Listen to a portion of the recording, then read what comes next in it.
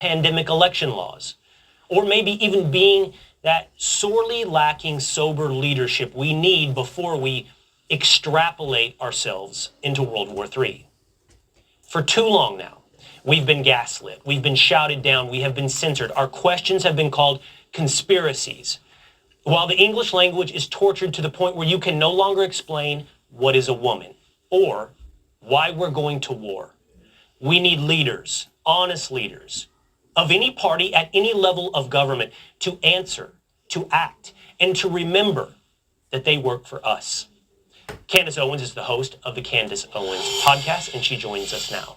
Candace, great to have you on the program. As I mentioned, at any moment, the House could be called for Republicans.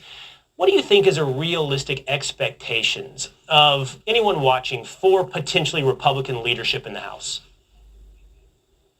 You know, I think I probably feel like a lot of the American people do right now, and I've become quite cynical in terms of leadership, both left and right. It seems that nobody really wants anything to change. A lot of people are looking for moments to pretend that they want things to change when they get the mic, but then behind the scenes, they're not actually doing anything to invoke those sorts of changes. And it makes you wonder why. You know, why are we being told at the very same moment that we do have, in fact, an invasion happening at our border in the south, that we should instead care about what's happening on Ukrainian borders? And then, as you correctly mentioned, being gaslit and told that how dare you even ask the question? What's wrong with you? Why don't you care about Ukrainians before you care about Americans? Here's the truth. I am very much in the belief that we should be an American first nation. We should always be concerned about America first. That just makes sense. There's no reason to make people seem like they're conspiracy theorists for saying that.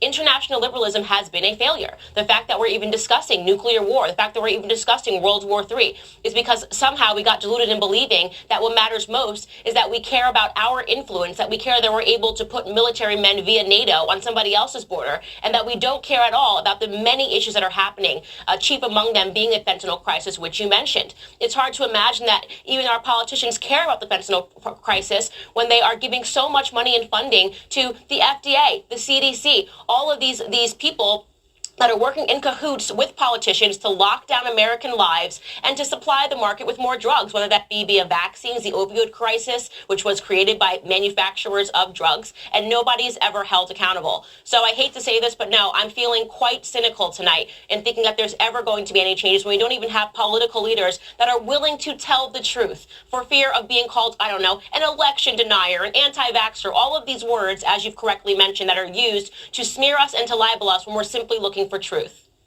And why is that, Candace? Why is just asking the question, or why do we not even have a politician, whether it not be Democrats when it comes to the southern border, or even Republicans when it comes to potential war, make the case for us for how this does serve America first?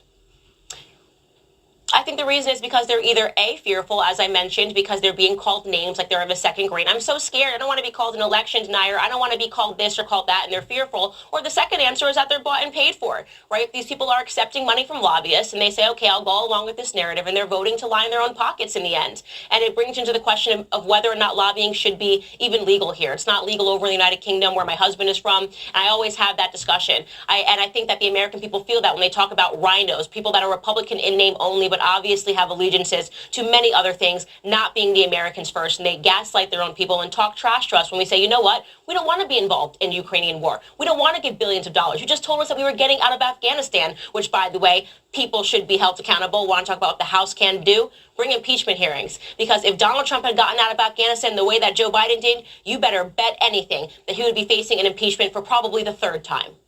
Oh, no doubt about it.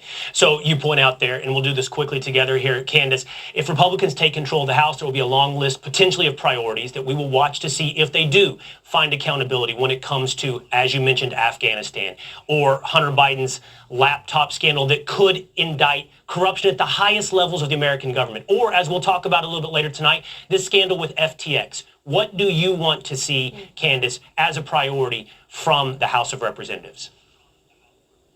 Any of them, anybody being held accountable, not just paper pushing, not just congressional hearings, not people just talking to us and saying, look, we're asking the tough questions. We don't want tough questions. We want tough answers.